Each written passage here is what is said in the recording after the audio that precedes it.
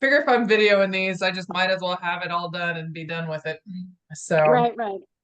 well, I'm going to kick it off in respect for everybody's time. And like, if you've been on here before with us, I record these and I do put them out and I'll send you a link afterwards. But I try to pick a couple of different lead generation topics each week. And I'm working on getting some of my fellow coaching clients through the Tom Ferry group, friends, I guess not clients, that are excelling at different lead gen platforms. And they're going to come on try to have one person a week that's going to talk about different things that they do and the level that they do them. Because obviously, you can't. I think Mary Kay had a quote and it said, you can't chase more than one rabbit at a time and catch the rabbit. So I'm going to paraphrase that for her. But it's true. I think you have to pick a couple of different things and really dive in.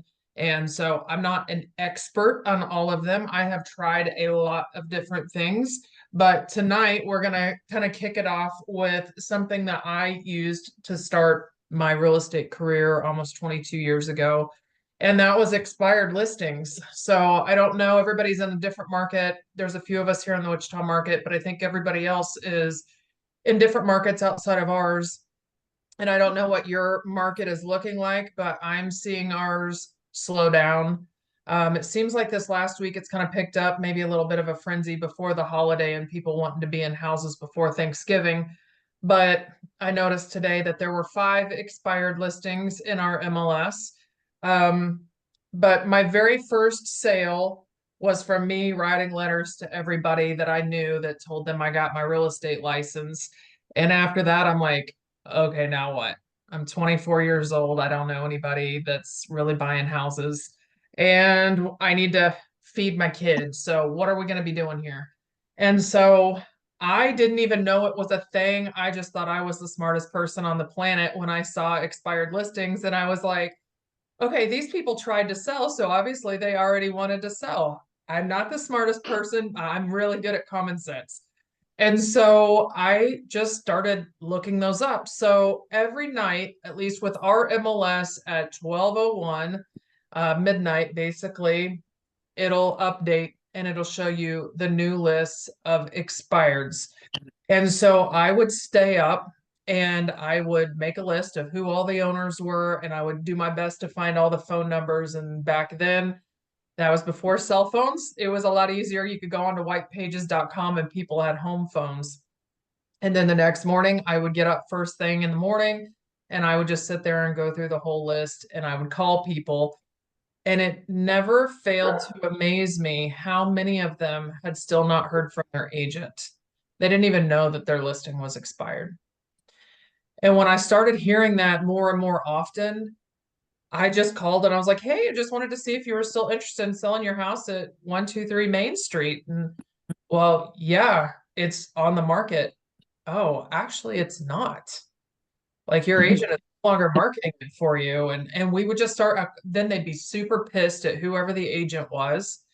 And we would just start having more of a serious conversation. And they had no idea that I had no experience. Luckily, I had a grandma that had some experience and was a broker, and she kind of helped give me some guidelines. And I took her on a couple of different appointments with me. But I think the biggest thing with expireds, couple of things. One, a lot of times, my broker gave me this quote, and it rang true. It said, the first time you list a property, the agent feeds their ego. The second time when a property is listed, you feed your family. And I think a lot of times agents go out on listing appointments and they don't tell the whole truth, or they don't really try to drive it home. Or we've talked about this, Cynthia, you were saying how these agents take really overpriced listings because they're not forthcoming about what it really should be at. And then eventually people get realistic. And that was what I had the best of luck with, was just starting and asking them questions. They wanted somebody to vent to because they were pissed off that they'd wasted 90 days or 180 days and their house still hadn't sold. A lot of times they weren't even getting feedback, because that was one of the questions that I would ask them when I sat down with them. I'm like, so how many showings have you had? What was the feedback? Well, I'm not hearing anything. I had one really cute seller in their 80s, and they said, well, they said it's outdated, but I don't know what's outdated about it. And I'm looking around and like everything is honey oak and brass, and the kitchen cabinet still had like the ceramic knobs and stuff on it. Like, okay. And I was just really good at just being honest with people. That's what I really, I'm like, do I have your permission to be honest with you? And of course, they're going to tell you yes. And then that's when you just tell them what it is, obviously in a very sensitive way, but you just have to be forthcoming with people. And the more I did that, the more listings I had. And it was kind of wild because the first year I was our top listing agent at my brokerage, which was at the time the largest brokerage in Wichita. So I didn't understand why nobody else was doing it. I didn't understand why they weren't working, because that's what it seemed like to me. If here's me that doesn't know anything and I'm out producing people. So I just worked at it.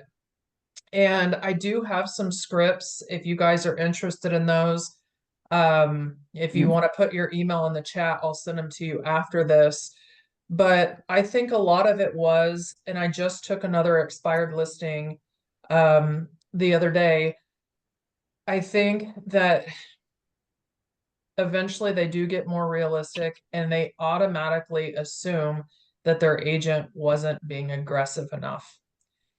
And so that was the one thing that I initially put together, was kind of what my platform was and everything that I was going to do. And this was before social media and all of that stuff. So it was just like, what was I going to go out and hustle to do? So now it's so much easier because it's so much simpler and cheaper to get thousands of eyeballs on something. And so when I went into the listing the other day, it was really interesting because I hadn't worked on it on expired listings in a long time. And I thought, I'm going to start working on this so I can give some tips to our newer agents, or to our more experienced agents that want to branch out and build their business. And so I had a little PTSD, like 99% of the listings that I go into anymore, it's just come and list me and they raise their hand and so told me to call you. And so it's really easy when I go in. I'm not used to that old school having to have the responses and having them have objections and how I'm handling it. And so it was kind of fun. My coach and I had a good chuckle at it because I'm out of practice, because I don't have a whole lot of objections anymore. But this lady was really funny. She says, I just don't feel like we were getting any traction, and I don't feel that my agent was very aggressive at marketing.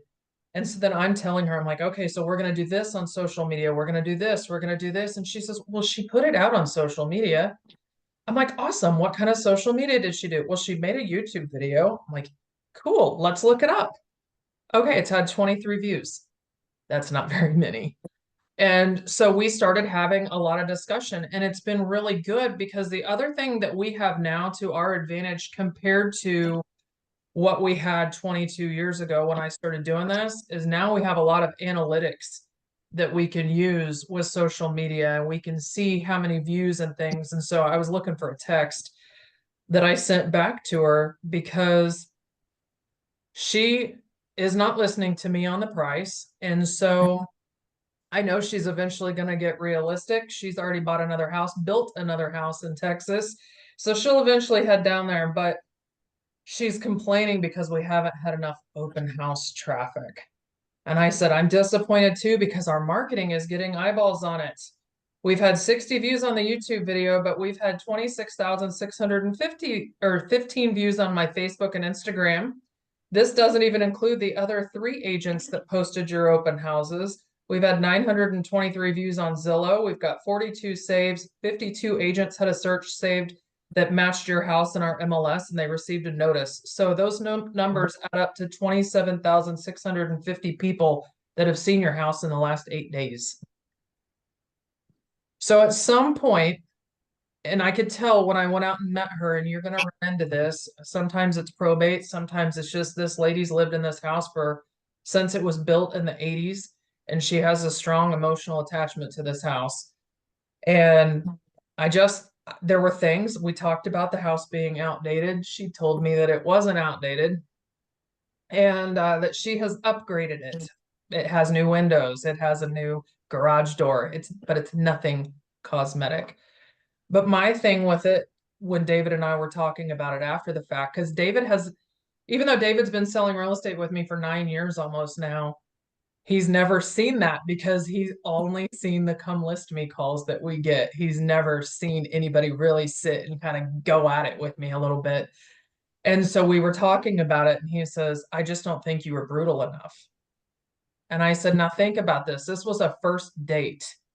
I have no rapport with this person. She just called me out. She found me on Google, and I went out to this house. And I said, you know, it's easier to say things like you and I can be more frank with each other after 9 years than I could have said something to you on our first date. You would have been so offended. You would have never wanted to see me again. And I said, but once I can sit in here and I can prove myself to her and I can show all of the numbers and show her the things that I'm doing, eventually she's going to connect the dots with some help from me that we're going to have to change something on her end. So either we're going to have to update the house or we're going to have to drop the price.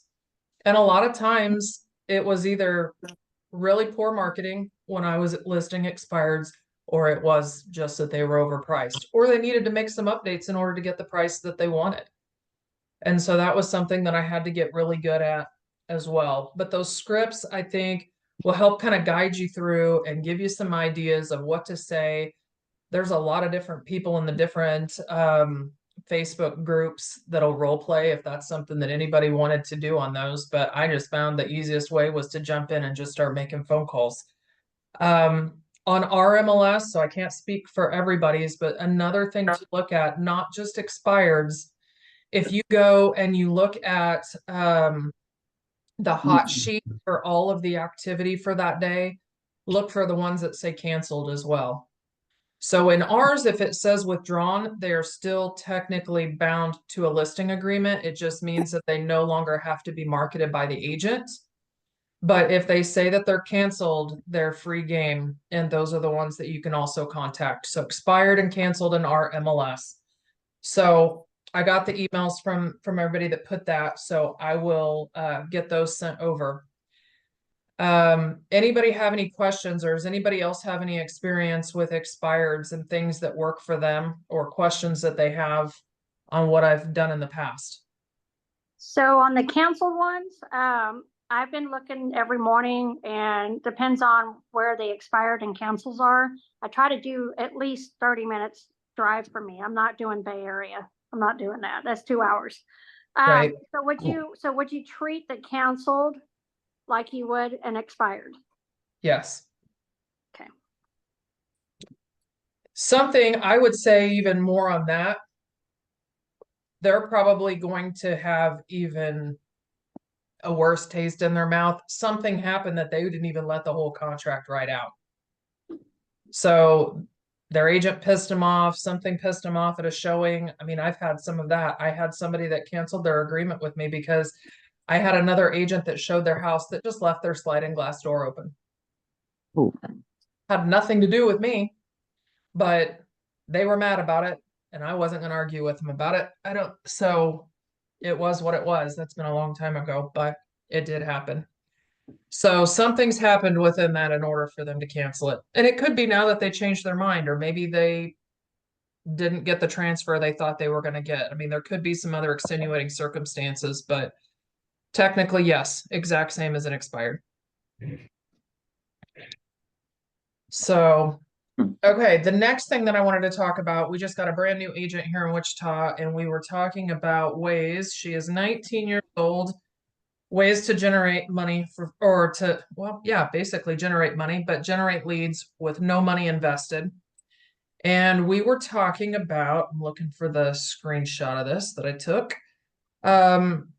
There's a ton of different companies that they don't charge you upfront fees, and they will send you leads. And if you agree to the lead, then you sign basically just like a referral agreement as if they were an agent, and you owe them a percentage of whatever it is that you're selling. So a lot of times they are buyer leads. Sometimes they are listing leads. How many of you guys have heard of like Op City? Has anybody heard of that? Mm-mm. Okay. Nope. That's something you guys definitely want to check into, but there are a ton of different ones. I'm going to send you kind of a list of those as well. Um, and you can go on and you can register for each one of these different companies, and then you get to pick if it's something that you want. So a lot of times they'll send you an alert and they're like, hey, buyer lead, this price point, this location. It doesn't give you the address, but it'll say like Wichita, Kansas, and then 30% referral or whatever it is. And if that's something that you wanted to take, then you basically click and sign a referral agreement at that time, and then they send you over that person's contact information. So Op City was big at the last brokerage that I was with. I know it's national, but there's a ton of them out there. And I'm trying to look at this other list that I had just sent her. Um, Is this by city or is it also by zip code? You know, because you know how Wichita has a lot of zip codes, and I do too. So, like Stockton has a lot of zip codes, and Lodi does too. So, I wasn't sure on that. Probably each of them are going to be a little bit different. Okay. So you'll just have to log in to each one of them and create an account. I know Okay. Michelle's going to be super excited to have, 37 different accounts that she has to manage. Oh, yeah. Thanks. Um, but if they're sending you leads, you'll figure it out. That's what I've figured out. Okay. Um, Thanks. yeah. And so OPT? OP City. OP City. Okay. Yeah. So that's one of them. There's another one called like 55places.com, Home Captain, Open Door, Movado. That I literally have probably 20 different places. And so I'll send those out to you too. But that is how they work. Um, they are basically just out combing the internet, and they're the ones that are running Google ads or different things like that, social media ads. And when people click on those and raise their hand and say, yeah, I'm kind of curious about what my house is worth, or I'm thinking about buying or selling, then that's what they're connecting you with. So there have been several of those different ones that we've worked with in the past. And I think it's great because I deal with agent to agent referrals all day long, so I'm paying it anyway. And if I'm not having to pay for Zillow or I'm not having to pay for other things, it's nice, especially agent to agent referrals. They're already warm. Typically, they've worked with that person in the past. I had a guy drive in from Dallas on Saturday, and he was under contract by Saturday night. So that's the other great thing about some of those for the relocation side of things that they might be pulling from is they happen quick. They got to make quick moves. Um, so that was the other one that I want. I'll send you those lists, but there's a ton of them, and you can go on, register for each one of them. Or if you look at it and you're like, okay, this one's veterans, and I'm really big into veterans. If that speaks your language, pick and choose the ones you want and go from there. On those, on the ones that are veterans, the ones of you that have some experience with that or have a background with that or are married to somebody that was, at least if you can talk the lingo, that's going to help a lot on converting those. Because when people start talking that they're going to PCS and you're like, what the hell is PCS? They're moving here, they're getting orders, and they're having to go to the next duty station. So just some of those little technicalities, if you can learn some of those things that they're talking about, that will help with those that are moving. And then the last thing, it's kind of similar to the first thing tonight. We were talking about expireds first, is for sell by owners. Those were the other things that I focused on heavily at the very beginning of my business.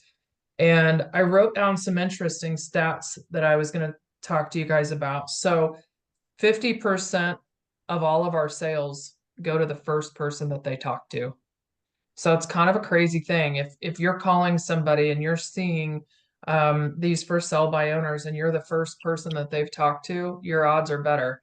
But the problem with it is there's going to be multiple people calling, and you have to call more than the other people. So the thing about it, follow up is uber important on expireds, on Zillow leads. I mean, any type of online lead, you're going to have to follow up more than you would if it were just somebody that is a past client or a referral from a friend or things like that. So here's the crazy numbers is it takes on average 8 call attempts now just to reach a prospect. And so I was digging back further to see what it was when I started doing this. It was 3. So 20 years ago, you had to call them 3 times. Now you got to call them 8 times. And it's probably because we get so many damn robocalls at this point and people don't want to answer their phone. But you could also text them at that point too. And just, and I've got some scripts that we can go through and I'll send those out to everybody as well. But first contact, 2% of people will buy from or sell with whoever they get on the phone from the first contact, 3% on the second, 5% on the third contact, 10% on the fourth. But 80% of the time, it takes 5 to 12 contacts in order for them to do business with you. And what's really crazy about that is almost 50% of people will only call once. So your odds just get significantly better if you're having repeated contact with the buyers or the sellers, depending on who you're talking to. So, a couple of other things that I was reading about. For sell by owners are 10% of all of the sales nationwide. So there's quite a few. I looked on Zillow, and there are 28 in the Wichita area. So some of those they just might not have taken down. So not all of them are going to be accurate, but it's going to, when you can see the days on the market on Zillow, you can see the seller's phone number on Zillow. You can see several different things, but if you go in, you can search specifically for sell by owner. And you just look on the, it'll say, trying to think of what the term was, but like basically it's like a seller input was the term. And when you clicked on that, then it cycles out everything else. And it's just the first sell by owners for you to call. So could even be that you're just looking through those trying to find something for buyers you have. And that's your initial first contact. You're like, hey, are you willing to work with an agent? Are you willing to compensate a buyer's agent? And then build some rapport, go out, look at the house, look at it before your buyer. Let me come preview this and see if it's something that I think is what my buyer's looking for. And go out there and shake hands and kiss babies and pet their dog and all that stuff and get them to like you. Because that's 90% of what we do. But a couple of other interesting stats for you is it says, there was an article that I read on InsideSales.com's, Thursday is the best day of the week to follow up with people. Thought that was really crazy. They said Wednesday is the second best, Tuesday is the worst for people to get back to you. And then they said the best times to get responses on emails, if you're having conversation with them on emails, is between 8 a.m. and 3 p.m. Monday through Friday. So it's while they're at work. So to me, I'm like, if you're going to spend time doing it, you might as well make it the most effective time that you're going to be doing it. But obviously, like on for sell by owners or expireds, the first person that talks to them has the best chance of getting the deal. So you're going to have to be doing it every single day and be one of the first ones first thing in the morning, I think, on the expireds. And then the for sell by owners, you could even probably set up an alert on Zillow where it's pinging you every time one of those pops in. One of the things that I did a couple years ago, I had this crazy challenge that I set up for myself. I was like, I want to sell 100 houses that year as a solo agent. And I was trying to figure out how to make it work and how to get enough leads in my pipeline to throw all of this stuff on the wall and make it stick. And there's only so many hours in the day. So one of the things that I did on the first sell by owner, if you guys are working with a hungry lender, have the lender reach out to the first sell by owners, offer their lending service, or have them do it simultaneous. You're calling them too, but they're calling them. They don't need to know that you guys know each other. So I was looking up all of the for sell by owners. I was sending them to my lender with the address and with the phone number for the address. and my lender was offering to drop off financing sheets with payment examples and things like that. So she was working on building the rapport. And then when they were fed up and they weren't getting things put together the way they wanted to on the for sale by owners, she was checking in with them each week. Do you need more flyers? Do you need this? Do you need whatever? And they would be getting frustrated with the process because, you know, everybody thinks that our job is super easy. All we do is open 3 doors for people like HGTV and they pick one, right? Wrong. So she was constantly doing a lot of the follow-up, and she was the one that had built the rapport. And she's like, well, when they would sit and start talking about being frustrated, why don't I have this agent that I do a lot of business with? Why don't I have Lesley reach out to you? She's really aggressive. She can help you sell it. Like, she sells a whole bunch of houses in the Wichita area. She's one of the top solo agents in the area. And why don't I just have her reach out to you? Would that be okay with you? And so then it went from being that cold lead to a warm lead because she had warmed it up for me. And so we had quite a few listings that year. Then the great thing is whenever they sold something, what's in it for the lender? They're moving to the next house, and the lender did their financing on their next house. So that was her whole premise when she called them. She's like, hey, I just want to help you. You know, if I can help get somebody financing on your house, great. And if you need some help on your property that you're going to be buying when this one sells, I'd love to help you with that. But I'm just here to offer my services. And like most people, they like free stuff and they like free help. And that's what she did for weeks, some of them, until they finally got frustrated enough that they called us because they weren't available to show houses when people wanted to see them because they had to be at work and things like that. So again, it's just persistence. And she kept calling up and warmed it up for me. So sometimes you got to think outside of the box. It's the exact same thing. It's for sell by owner, but it's just coming in the back door with the lender side of it. And I did have Lynn ask me a question earlier about for sell by owners via text, and she was asking about holding them open. We probably need to talk to our brokers. And make sure that that's something that they're okay with. I've worked at brokerages in the past where they were fine with us even holding other brokerages' houses open. But the brokerage that I'm at now, that's not something allowed. They think it's a liability for, insurance. So you'll just have to ask your broker and what they feel comfortable with you guys doing if that's something that you're interested in. But that was something, and I've seen that on a lot of for sale by owner training, was to offer it's okay, Susan. But to offer open houses. So if that's something that you want to do and your broker's fine with it, that's another way that you can help get your foot in the door, and you can potentially pick up some leads at the open house. Now, on that, something different is like what we talked about open house a couple weeks ago. We don't have to have showing agreements or buyer brokerages signed when you're holding an open house because it's the brokerage's listing. But if you're holding a for sale by owner, I don't know how that would work. So again, I would talk to your broker about it because now here it is unrepresented, every single person that walks in, and the listing isn't even represented. So August 17th made that a little more fun for us. Thank you. Anybody, I was kind of short tonight. They're kind of a little bit along the same thing, and a lot of it's just scripts and stuff that I'll send out to you guys and you can read it at your leisure, and sign up for all of those different lead sources. But I'm happy to answer any questions you have, whether it was on those topics or different things that you're working on or different things you want some help with. Or if anybody wants to share what's really working for them, that's awesome too.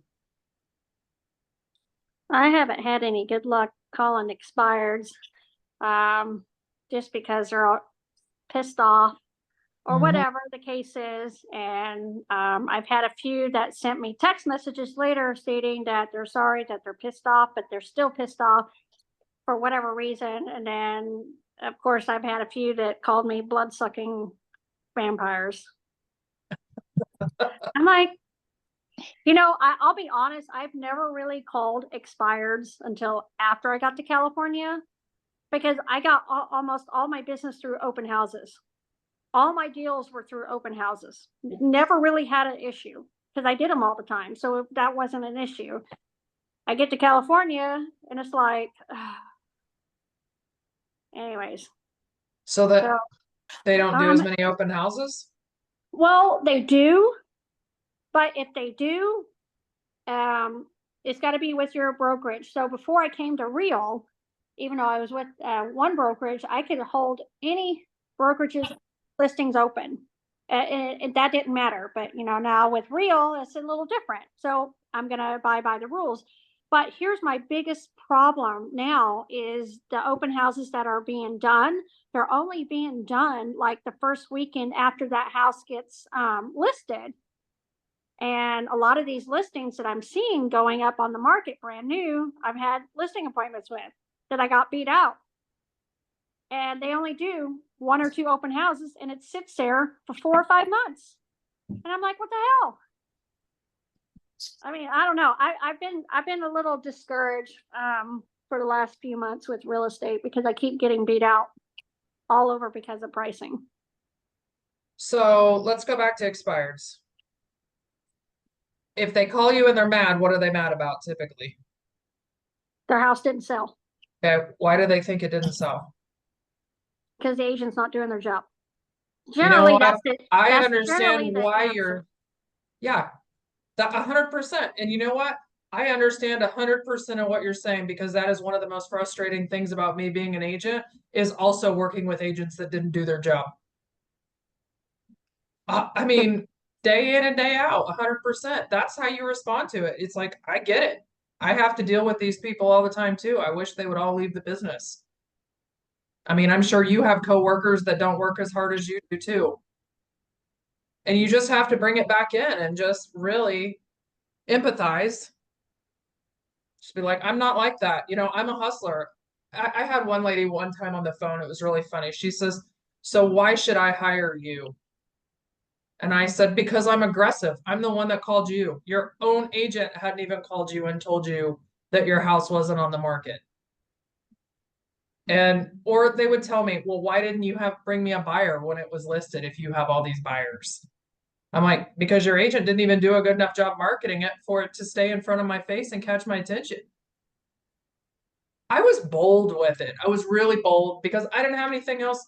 I didn't have anything to lose. Like I was broke as a joke, little kid at home in a car carrier. And it was just like, I'm going to have to make this work. And I was just starting. I didn't have anything else to fall back on. And so I just got to work and and it did work. I mean, people related. Again, like I said earlier, I'm not super sharp, but I can put analogies together that make sense for people. And I'm just real when I meet them too. It's like, yeah, agents suck. I tell people that even when I go out on my listing. I took one. Yeah. I took one and I made them drop the price $80,000. That's how overpriced it was. But why did they trust you to think that what you were telling them was true compared to the agent that they had before? They'd seen my signs up in the area. So they called me like 2 days before it expired. And I told them, can't talk to you, call me Friday. And so they called me Friday and I said, look, let me come look at the house and we'll sit down and talk. And I said, okay, we need these repairs done. And I said, you're going to have to drop the price, $80,000. And he's like, okay. And we had it sold in, under 30 days. So he was happy. So. So when he was telling you all of this in the initial phone call, was he like, why didn't my other agent tell me this? Or was the other agent the one that suggested the price? I mean, was there any conversation about that? He actually provided me the comps that she used, and it's in an area. I know Wichita is probably flat. We're not here in Tucson. We're surrounded by mountains. So the signs he saw were for condos that were basically off of the main street. I had 2 condos for sale down there. So he was having to pass it every single day and see my signs. His house was about halfway up the mountain. So the houses were in the 650-ish range. Her comps were using the stuff from the top of the mountain, which are $1 million plus homes. So she had actually listed it like 695, and then she had gotten it down to about 750-ish by the time it expired, and he didn't renew it with her. And we ended up, after negotiations, I managed to get 675 out of it, but it had a lot of, I mean, we fixed the big maintenance stuff, but there was still some stuff that needed to be done. So, but she'd had it on the market for like 5 months. So he wasn't happy because he'd already moved out of state and bought another house. I think that's a lot of it is it's just being able to prove why and justify it to them. Like even when I go out on the listing appointments, I bring my laptop, I pull up every single picture. I'm like, okay, so this is the first one that just sold in your neighborhood. Here it is. It's like this many square feet different than yours, but let's look at the pictures. And then they start looking at it and going, well, that kitchen's nicer than mine. It has quartz and mine Right. doesn't. And this is this and this doesn't. Not very often do you walk in and it's the nicer of the comps. It's kind of usually run of the mill or on the Right. lower end, especially with the expireds. And so it just starts. I learned that in the car business. I was in the car business before real estate, and one of my old bosses had told me, he says, you don't have to sit and pick their car apart. As you're walking around, as you're looking at their trade-in, touch the scratch. And so I do a lot of that even as I'm walking through their house. I'm not trying to like bash their house, but I'll just glance up at the ceiling and kind of sit there and look at the water spot. They know I'm looking at the water spot. And then they start telling me, oh, well, that was from this one time and blah, blah, blah, blah, blah. And initially they're just like, automatically, they're just like, okay, it's worthless.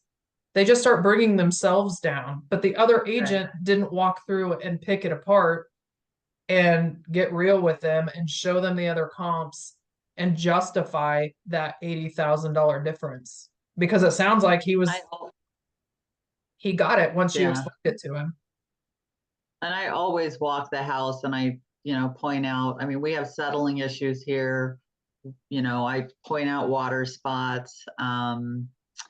If there's a hole in the wall because they had an 8-year-old with a temper tantrum, just all sorts of little things. But, the kid decided to use Sharpies in the closet, like, okay, all this stuff has to be fixed, I know it was your kid or whatever, but let's break out some paint and get it fixed. Or have you seen that thing on social media that's going around where somebody, it looked like maybe had punched a hole in the wall and then they put a picture frame around it and it says somebody struggling with their masculinity was the name of the art piece or something like that. It was kind of funny. But yeah, I think just being honest with people, but being able to justify it too. So if you're a newer agent, that is something that you're going to have to get really good at, is pulling those comparable sales and really being able to justify what it is that you're looking at. And that was one thing, luckily, I got good at pretty quick. My grandma was a good help with that. And a lot of practical experience coming from her too. So that helps. That's what I've been running into with the overpriced. And it's all about, it's not the number of years that you've been doing this. It's the work, it's the experience, it's the knowledge of how to do the comps. And even though I'm in a new state, real estate is still real estate. Coming from Kansas to here, it's still the same shit. And this is the problem I'm getting with people. I get outbid because of pricing. I mean, but see, the thing is I have an advantage over most real estate agents is because I am a flooring contractor with my husband. So I'm in people's homes all the time, seeing homes. So I look at the neighborhoods. So I have to drive there. I see what the condition of their home is, if they're getting other things remodeled or we're just doing the floors and everything else is dated. So I have an advantage. I can walk into a house and pretty much give a good comp knowledge because of the area, and I've been here 6 years, so I've gotten really good at it. but when I do the comps and I pull the comps to verify, I'm usually right on, and they don't pick me. And I'm like, what the hell? And they're all pissy because I'm telling them the truth. And I'm like, well, what do you expect me to do? You either do this or we lower Are the you price. showing them the pictures and that sort of Yes. stuff too? Yes, I show them everything. And it's like, and so when they get it listed, it's overpriced and it sits for 4 or 5 months. And then they finally get an offer, and the price generally is the offer that they get is generally where they close at. And that's usually the price I'm telling them. So it's just, I have an eye for that. And it's a matter of doing it. You know, you do it, you show the pictures, you see your area, you get to know the area, you know what's coming on the market, you know what sells, you know what cancels. And when it, like we do every morning, we look at the MLS. It's just like, I am having the hardest time with that now. It's like, man, do I gotta lie? I don't have, I have a conscience. So I'm kind of just I feeling, think you're tricking yourself about it. I think you've got it in your own skull that when you go in, it's not yours. And you just have to walk in and be like, this is mine. I'm listing this today. Michelle, I see your mouth moving, but you're muted. Hold on just a sec.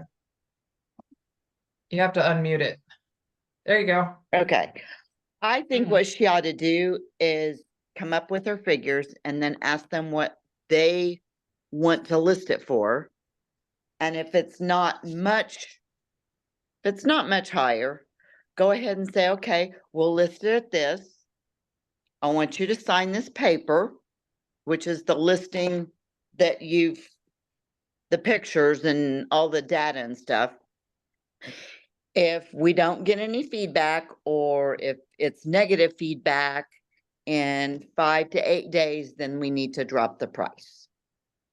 At least you'll get your foot in there. At least you'll get the house listed, right. and then move in that direction versus not having a direction at all. Does that make sense? Oh yeah. And I was even thinking maybe about 10 grand over, but majority of these, we're talking 30 to $80,000 difference.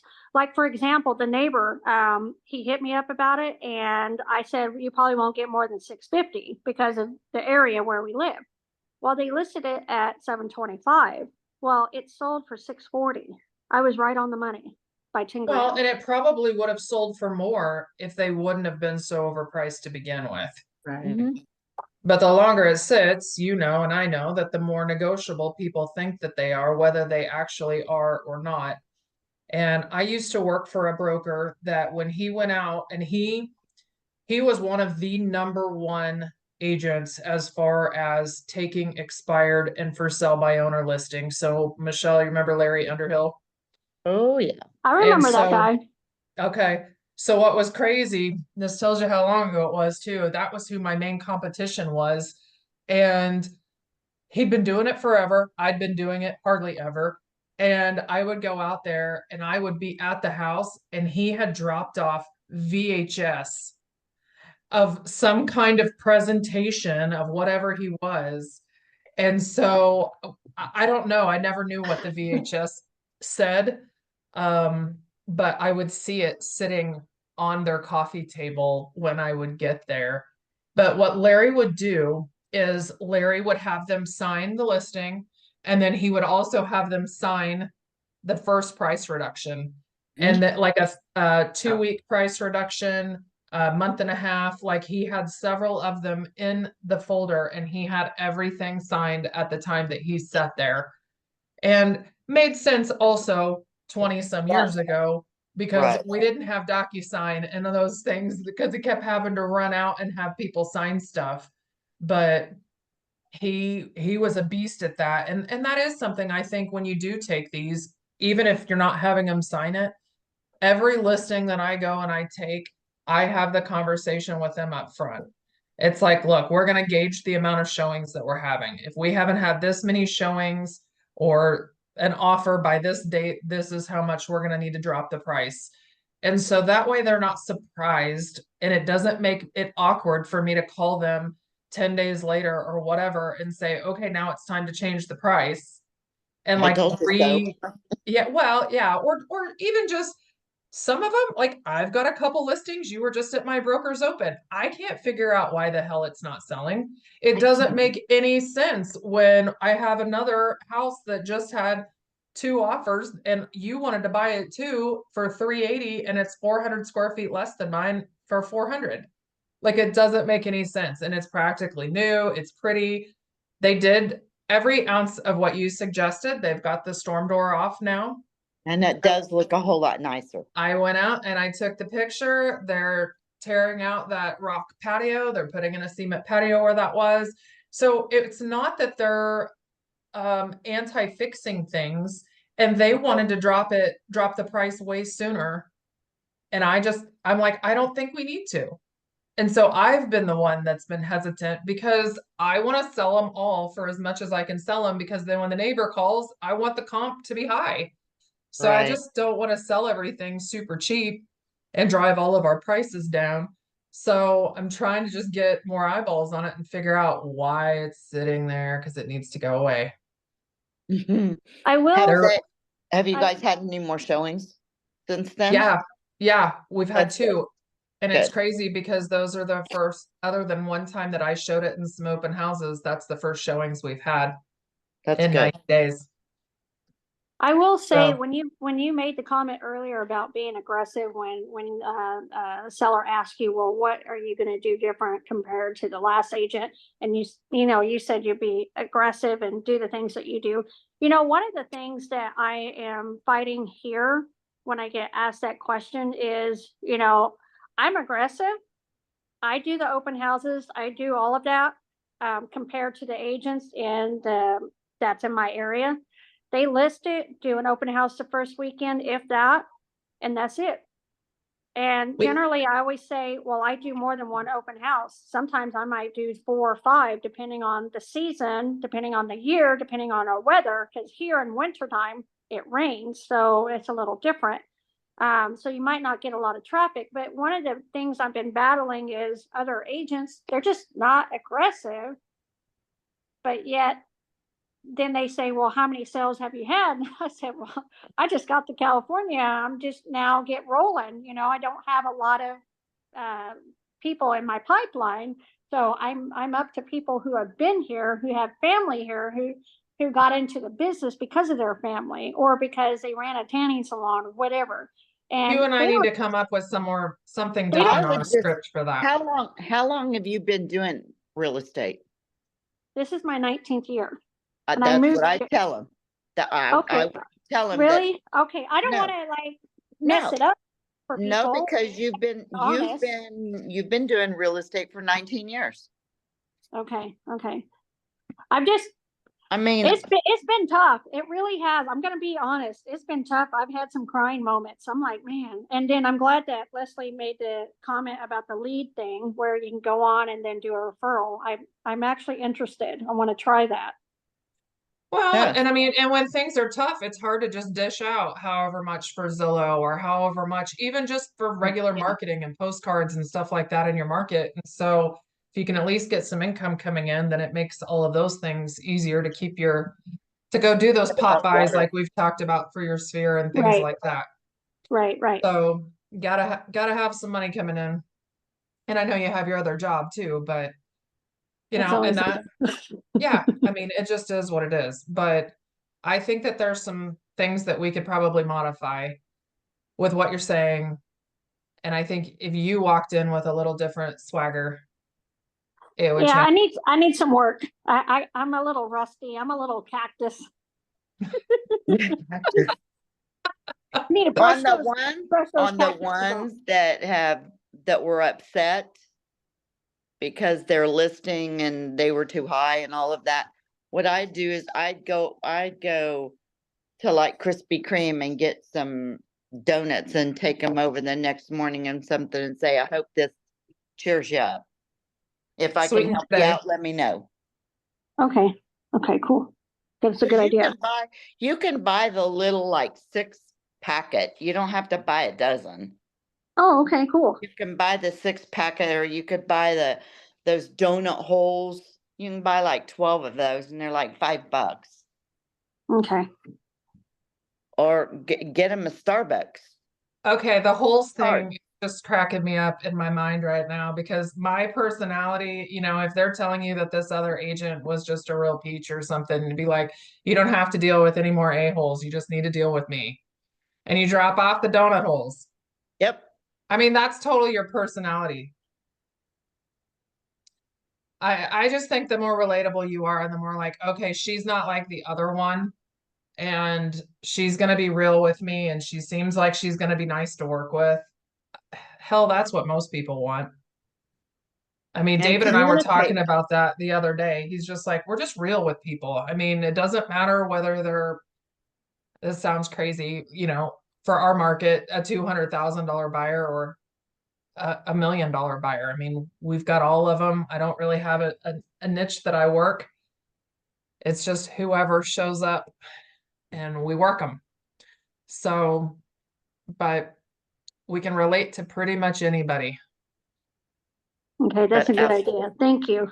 Yeah. I mean, I know I can be an asshole, but really though, I just like doing real estate. I really do. It's Mhm. just, I just need to be given a chance so they know, they see me work. I mean, my last client, it was 3 houses altogether. We had to sell one, buy one, and then sell the third one. And the first one was tricky, 30 years. He'd been in there 30 years. So he Oh, had emotional attachment. We were yes. overpriced by about 25,000, but then the market changed and then the price, we had to reduce the price. I will be honest, after we sold that house, when we sold his second house, he basically told me, he says, I don't want to be like the Hayward house. Because by the time we closed, it was $100,000 less than when we listed it in the beginning. So we priced the home correctly, but needed some adjustments. So we let it expire after a few months, do some changes, put it back on the market, and then we closed in, I think, 38 days. Mhm. They get realistic. I mean, just like what you're saying, they start figuring it out and they realize it's not you as long as they see you working Mhm, and you can show mhm. them what you're doing. And like I said earlier, the numbers, I love numbers because there's no emotion to that.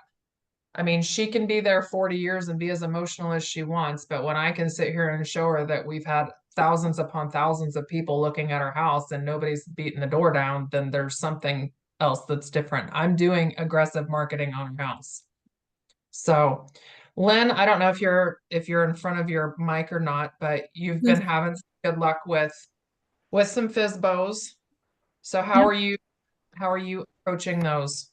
Um, kind of like what you said. I kind of approach them, talk to them, and I guess I talk too much and kind of just build that rapport, and then that kind of just happens. Like actually, all my listings actually are fsbos. They started off as fsbos. So I had the one on Park Ridge, then there's the one on Madison and Burge. So one of them actually, they reached out to a different agent and I don't know what happened with that. So then they called me after seeing that I listed a different festival and just like, hey, I saw you listed this. Would you be able to list our house?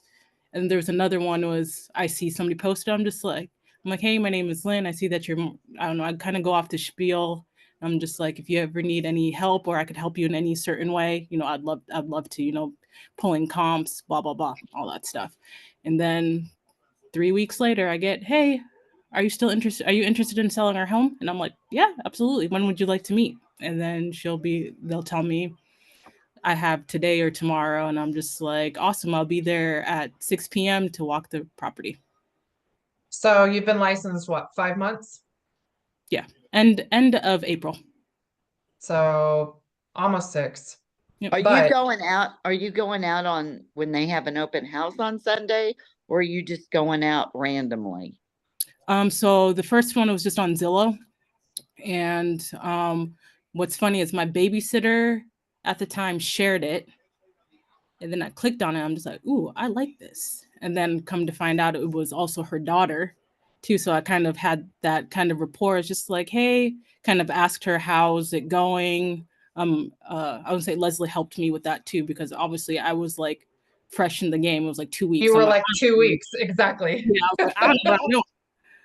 And so, so she kind of helped me. She came and walked the property with me. And so before I initially got the listing, kind of building that rapport, asking, hey, how's it going? Have you gotten any showings? And they'll be like, no, not really. And then kind of dug in deeper that way. And they were like, sure, let's list it. And then, Well, what was great about those guys too, especially for it being, you know, your first listing in like 2 weeks licensed, was they didn't live in the house. you know, And so you and I got to go and walk that ahead of time and pull the comps ahead of time. And then you didn't have to act like you were brand new and yep. bring your mom to work day. And you know, so that helped. And I mean, the other thing is too, is she's texting them. There was a lot of conversation back and forth on text, which we get a lot nowadays. And she would text me, okay, what do I say to this? And she would just send me the screenshot and I would text it back exactly how I would say it. So all she had to do was copy and paste it and send it back to them. And then she's like, okay, that worked. Now here's this. Make it till you make it. That was totally my motto. I mean, like I said, I was 24, I was broke. I'd never even bought my own house, let alone sold a house to anybody, but it was just like, I'm going to figure it out. And And it I mean, hit I know a lot of you guys have heard me say that 100 times, but it's like the more stuff you can figure out, the more money you're going to make. yeah, And the and more what stuff that you just throw your hands up in the air and you're like, screw it, I'm done with it, then that's when the money starts drying up too. yeah, no, it's So, great that those girls, not girls, that Parkridge, her father owns a lot of rental properties. And so he always talks to me just like, I remember he saw me somewhere, I don't know, I run into him all the time. It's just like, you are everywhere. And I like that about you. And I'm just like, oh, great. And then so he kind of gives me updates about his property. So eventually when they're ready to sell, I think they have like 5 or so properties. So I'm kind of in their back pocket and kind of talk to them. So kind of built that rapport with her family. And so, yeah. well, and like when the taxes and stuff come out and they now are going to raise all of his taxes on his property or whatever, you can ask him. He wants you to run any comparables for him so he can fight his tax appraisals. Mhm. So staying in front of them. So Cynthia, on the ones that I guess both of you guys, Cynthia and Lynn, for the one that you sold, Cynthia, where you sold multiple houses for him, do you have any, did he give you any recommendations online? Like, did he give you a review on Google or anything like that? No, and I'm not good at asking for that, so I'm very weak in that department. But yes, I can get it. So we need to put together some kind of presentation and we can go through this next week. But we need to put together some kind of presentation. So I email mine out ahead of time, but it walks through what my marketing looks like. It discusses what my accolades are because I feel like it's very awkward to sit there and discuss things. So you could already have on there that you have 19 years experience. They don't need to know how many houses you sell. I mean, it's just like that. They hired Lynn and she's been licensed for 2 weeks and she hadn't sold anything. So it's just, I think the more that you can put out there, and testimonials are going to be really important in that. So if Okay. you can get a handful of them, and maybe you and I will work on that, but I think that will help. And then you don't have to go out and try to convince them.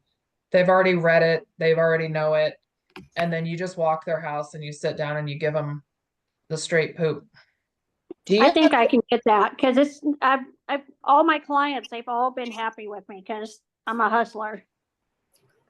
Yeah. just So- tell them to write something up on a piece of paper.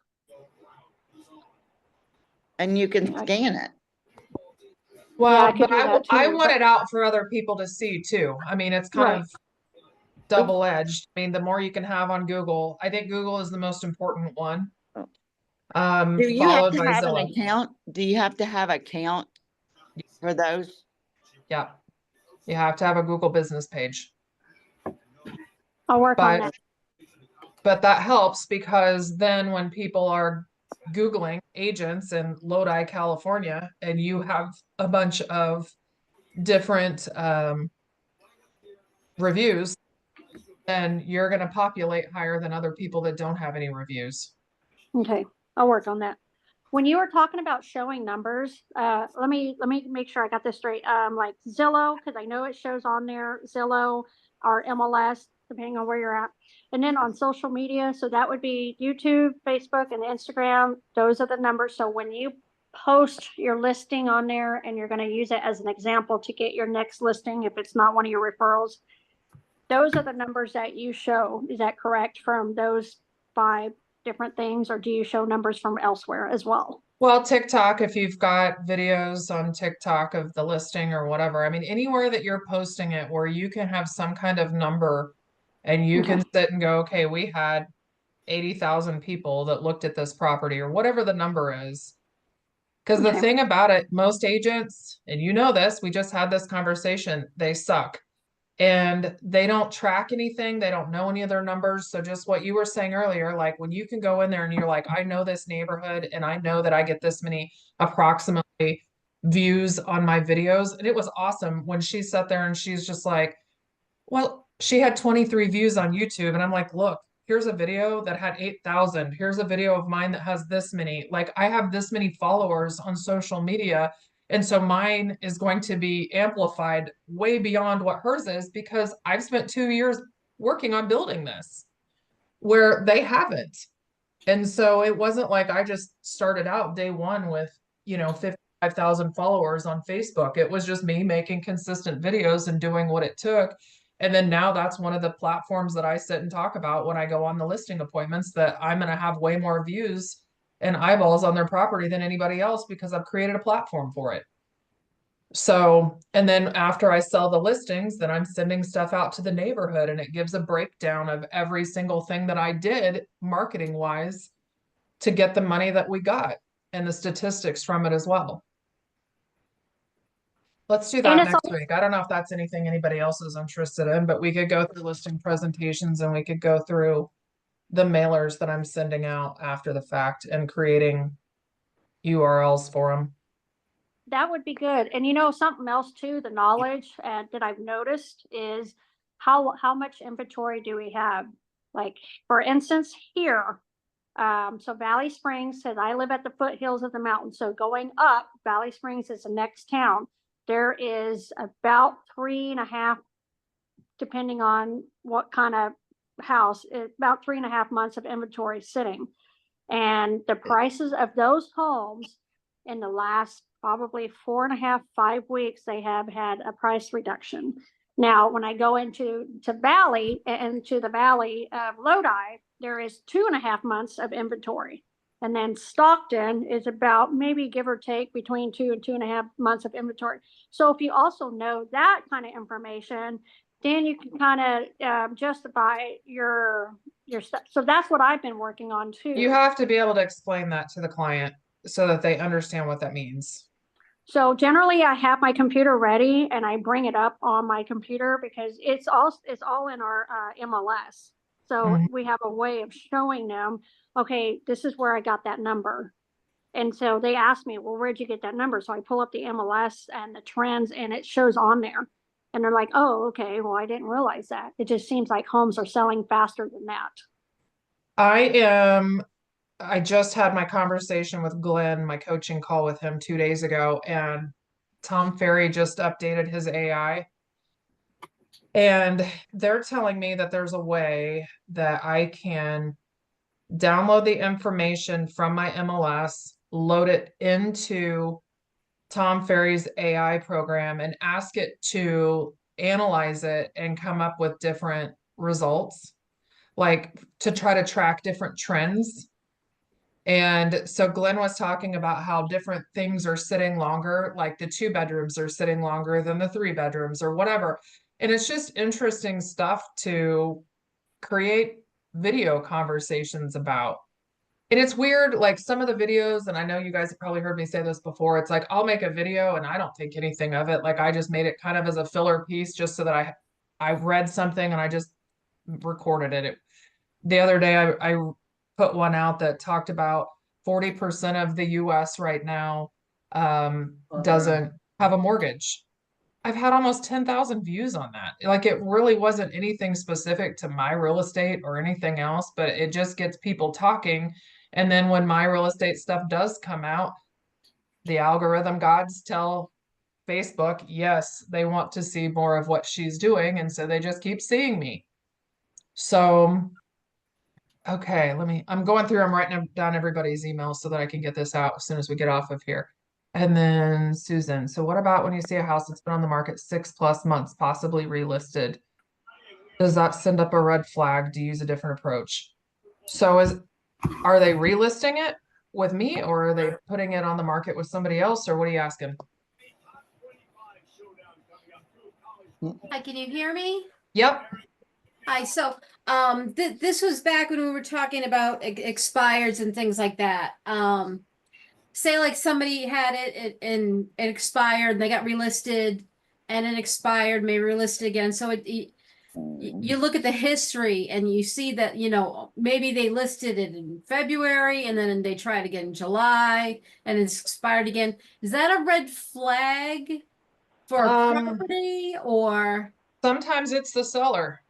I've had one and she left me a really ugly review, and she's like, there was never a sign there. I know for a fact I put a sign out. It was just on a piece of land. And what's funny is I even took a picture and texted it to her that hey, the sign's out. And she sent me something about, or a review about how I didn't even put a sign out at her property and blah, blah, blah. And so it sounded really nice, but anybody that knew me well enough knew it was snarky in the way that I said it. But it was just like, I hope your fourth agent that you list with can get your property sold. You know, I'm sorry that the first three didn't get the job done for you and didn't make you happy. Because at some point it's like, it's not everybody else. There's some common theme that runs that runs through. But I get what you're saying. And sometimes, I mean, I'm a firm believer. I don't care where they're located, if they're at the top of the mountain, the bottom of the mountain, in the middle of the mountain, if they're priced right, if it's been half burnt down, if they're priced right, they will sell. I noticed that I Yeah. noticed HOAs, you know, if you're talking about trends, you know, how long they're sitting. I know homes and HOAs, especially here, they sit longer. That's a really interesting video to make. I mean, that's something I think a lot of people would be interested in hearing. And on this particular neighborhood, that I'm going to have a listing in, so I help her buy. And 1 week before closing, we got the form that says, "Oh, by the way, we need your buyer to sign it," and it said lawsuit at the top. And I'm like, "What the hell is this?" Well, there's a lawsuit against the builder from the HOA, blah, blah, blah, blah, blah. And I'm like, oh, so we close in 7 days and you expect us to, anyways, whatever. That agent, she's something else. She sucks. So this time when we list, you know, I'm going to make sure I have that document and I'm going to have it up front. But I will tell you, I told my client, I said, look, we have to price it right in order to sell for you to move out of state. Because she doesn't want to be sitting. And so we talked about that because she was concerned about the lawsuit. And I said, well, if you price it right and then I'm up front and I give all the paperwork up front, then we're fine. We're not going to have any issues. Because I have all the paperwork from a year and a half ago. That's how long she bought it. So she hasn't been there very long. My issue is going to be pricing, but I think I'm going to be okay. It's just HOA houses sit longer unless you price it right. Bottom line, here in California, bottom line. Well, I'm going to cut this short because otherwise we could probably talk about real estate all night long, but we'll do it again next week. I'll get this stuff out. I got everybody's email written down. So before I go to bed, I'll shoot everything over to you guys so that you have all of the names of those different companies that you can register with and the different scripts for the first owner and the expired listings, because I think we'll start seeing more of those. I mean, as the market normalizes, those are typically normal things that we see in our markets. So hopefully you guys can put them to use and get some more business. Thank you. You're welcome. Okey-dokey. Everybody have a good night. Thanks for Bye. tuning in. Can we meet tomorrow sometime? Yep, I'll text you. Okay, thanks. All right. Yep, bye. Bye.